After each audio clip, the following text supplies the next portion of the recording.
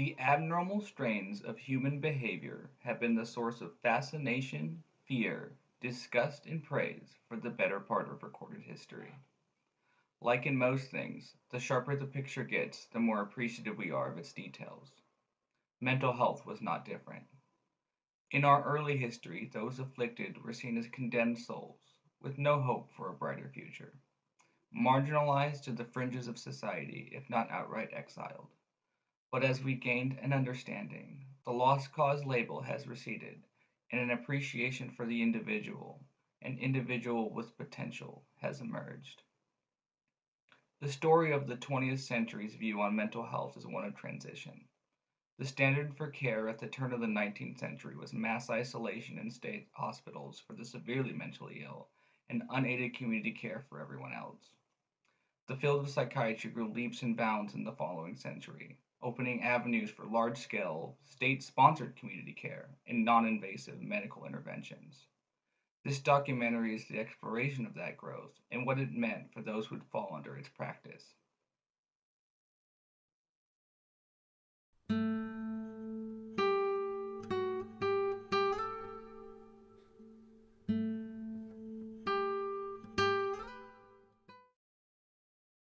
In the United States, the state sanatorium was the only option once when limited community care, usually what your own family could provide, proved insufficient. In the early 20th century, the typical sanitarium was headed by a single physician. This promoted a very top down approach to care within state hospitals. The attending physician was the core influence on the quality of care provided at the facilities. While many sanatoriums were overpopulated and understaffed, both problems that crippled care, the doctor in charge would often be the sole support, preventing the facility from falling into rampant neglect. This, however, wasn't necessarily always the case. There was no shortage of horror stories that would surface from the state hospitals. Fortunately, this wouldn't be the case forever, as social perception around mental illness was changing around the country. Two movements would begin to pick up steam in the first few decades of the 20th century. First, Sigmund Freud would lead the charge in the proliferation of psychoanalysis from Austria. In America, a group of physicians would begin to change perception around psychiatry by advocating for the adoption of the dynamic psychiatry model. In Vienna, Sigmund Freud was becoming a public figure. He would spend the end of the 19th century and the rest of his time in the 20th promoting his ideas around psychoanalysis, which was based in psychosexual stages of development and the existence of an unconscious system motivating behavior. His new ideas gained some traction in Austria, and eventually a small community, at first headed by Freud, would spring up around psychoanalysis. However, the sexual basis and obscure nature of his theories would hinder large scale acceptance in Europe. While heavily criticized for not conforming perfectly to the materialist view of scientific study, it was a new offer to treat mental illness. Through exploration and talk therapy, a psychoanalyst claimed to be able to help alleviate neurosis. Even with scientific skepticism in mind, there was a plethora of treatment options to help combat mental illness during the time. Across the Atlantic, the Americans took a quick liking to this practice. America had already been primed for non medical intervention since it had a few decades of proposed treatments to a variety of mental health concerns in the form of hypnosis and faith healing. This was a stark contrast to the therapeutic nihilism, the idea that physicians would more than likely cause more harm than good when providing treatment, and that nature should run its course. Therapeutic nihilism was still lingering around Austria and the rest of Europe since its adoption in the 19th century. But in America, psychoanalysis provided a renewed interest in the mentally ill and how to treat them, as this practice grew steadily over the decades.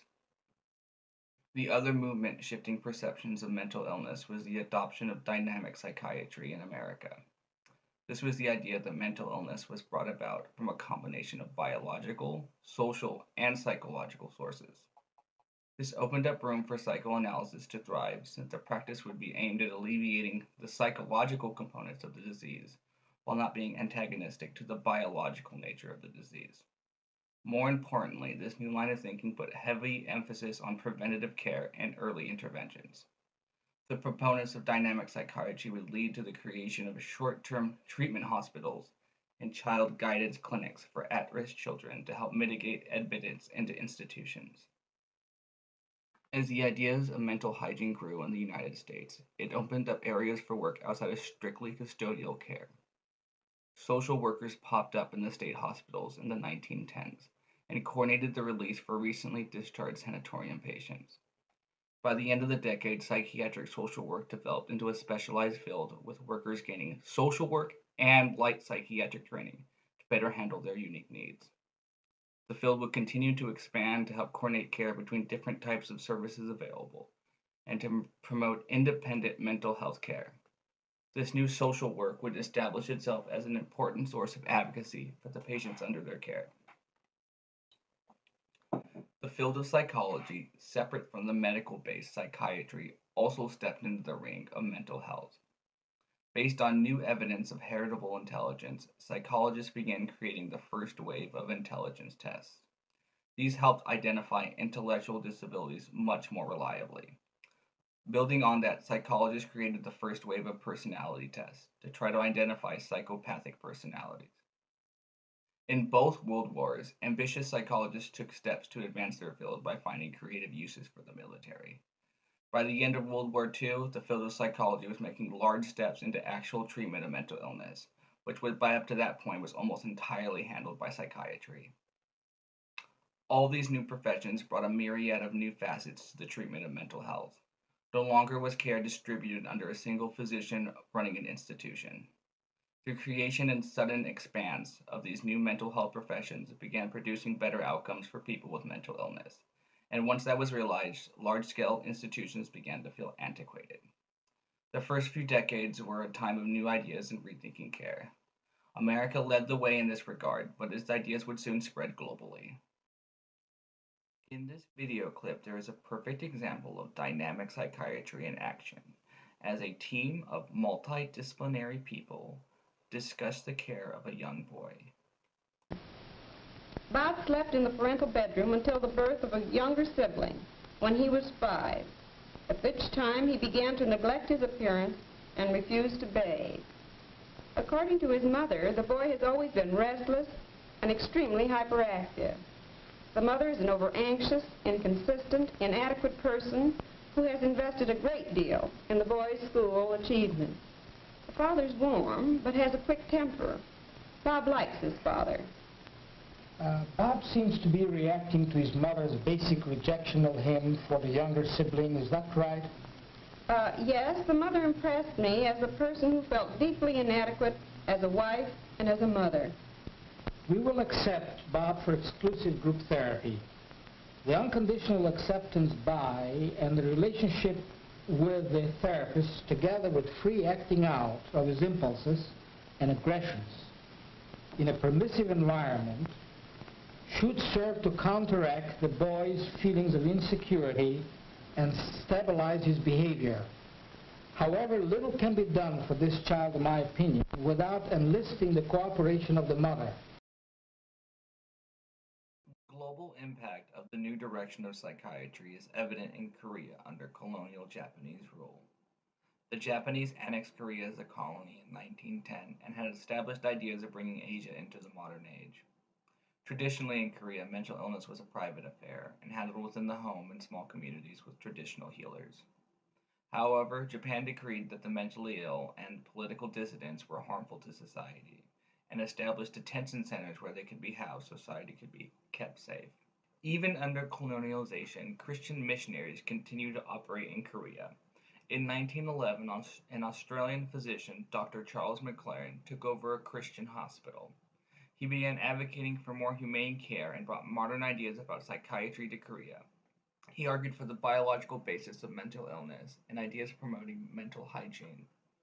While embracing the non-scientific idea that healing through Christian faith is achievable, he is widely seen as the man who brought psychiatry to Korea. His ideas would become critical after Korea gains its independence after World War II.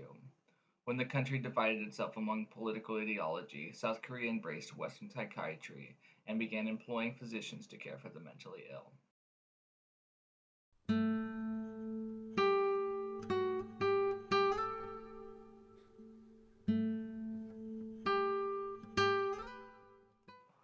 Eugenics was a far cry away from a new idea by the time Nazi Germany used it to justify its horrific racial and genetic cleansing. Actually, the United States, the state of Indiana to be exact, was the first to adopt forced sterilization laws for the physically and mentally unfit in 1907. Eugenics was then used in several states to justify state hospitals since it removed the possibility of reproduction from those admitted. In Latin America, forced sterilization laws were becoming widespread, and in Argentina, men were required to pass a health examination before marriage. The rise of the Third Reich was a horrible time for anyone outside of their definition of normal. Soon after their ascension to power in 1933, the Nazi regime passed a forced sterilization law. The wide net cast by that law wouldn't just be applied to people with mental and physical disabilities, but to what was claimed to be lesser races. The eugenics community winced at the extreme measures taken by the new German government, but failed to fully disavow until the horrors of the Holocaust became too large to ignore. After World War II, eugenics became understandably less popular. However, it never fully disappeared. It's actually on a resurgence following the major genetic breakthroughs of the Human Genome Project and CRISPR. Even with genetics taking the main stage in the 20s and 30s, there was small buildups to pharmacological discoveries that would change psychiatry. In 1930s, the first barbiturates were developed, which primarily helped with the custodial care of the mentally ill. These were fairly successful in the treatments of catatonia, a disorder resembling a waking coma. The antibiotic breakthrough and its widespread use in World War II helped drastically decrease the rates of mental illness caused by physical disease. Both these breakthroughs solidified the notion that there were pharmaceutical solutions to mental illness. In 1955, Smith, Kline, and French launched chlorpromazine, the first commercial neuroleptic. It acted primarily on the nervous system. It was immediately spread throughout the state hospitals. The greatest therapeutic return was often with patients with schizophrenia, and the idea of developing antipsychotics followed soon after. Through continued experimentation, we would get our first class of antidepressants as well. However, the first generations of these medications were not perfect, and sometimes produced very severe side effects.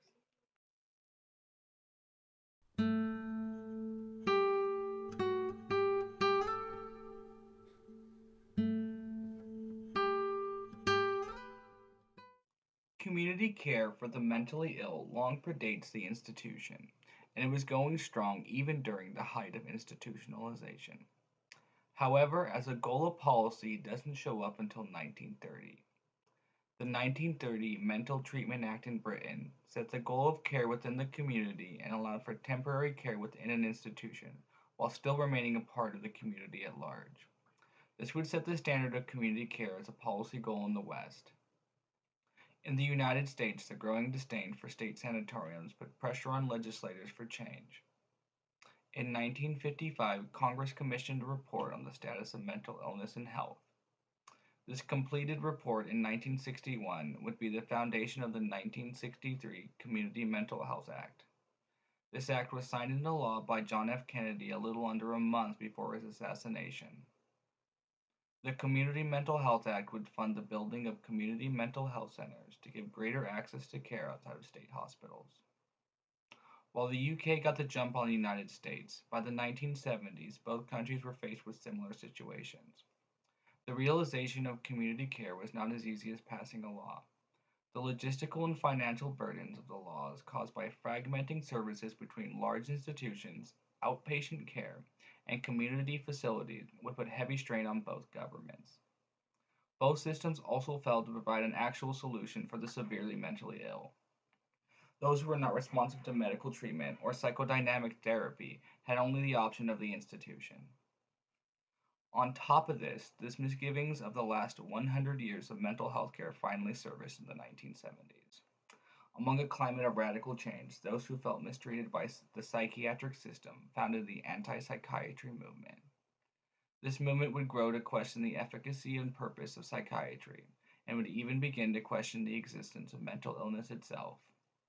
Did abnormal patterns of behavior inherently need to be pathologized? Perhaps this man could better explain the issues on the table. It's just inconceivable to me the amount of power psychiatrists have gathered, and it's really kind of mystifying power that they have accumulated in gulling the people, and gulling the people to accept these monstrous treatments that do nothing but destroy brain tissue and dehumanize people and make them dependent and helpless, instead of really benefiting them. And instead of just allowing them to be themselves, they come in and impose these treatments and force them into a conformist pattern of conduct and thought, which the individual doesn't choose for himself. It's this aspect of their forcing themselves on the personalities of individuals that is especially ugly and grotesque. The new laws and social climate put a lot of public pressure on rapid deinstitutionalization. The institution was argued to be an oppressive symbol surrounding our social failure to provide care for those who needed it. This path, paved with good intentions, would leave a lot of people with mental illness caught up in a precarious situation.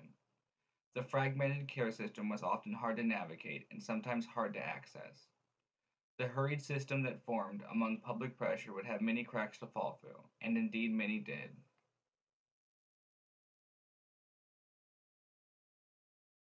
Colonialization and post-colonializations were the conduits of Western influence and ideas.